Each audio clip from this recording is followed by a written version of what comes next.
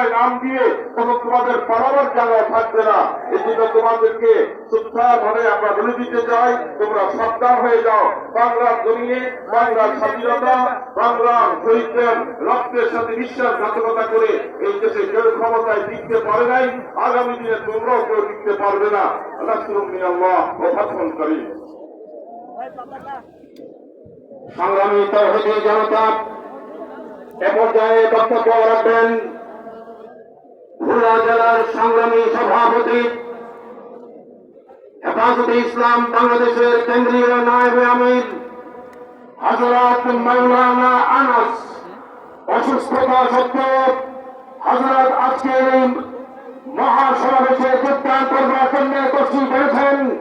আমাদের এই সংস্কার আমাদের দেশের সবচেয়ে বড় সংস্কার, আওয়ামী লীগকে নিষিদ্ধ করতে হবে।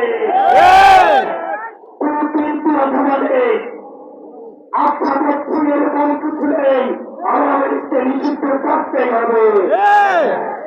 আপনারা ভুলে গেলে চলবে না, আওয়ামী লীগ কোন রাজনৈতিক দল নয়। ৭১ পরবর্তী সময়ে আপনারা দেখেছেন শেখ মুজিব সর্বপ্রথম বাকশাল কায়েম করে গণতন্ত্রকে গড়াকে হত্যা করেছে। এই বাকশালী দিয়ে ৩০,০০০ চাষক কর্মীকে হত্যা করে সারা বাংলাদেশে কসাইতন্ত্র কায়েম করেছে।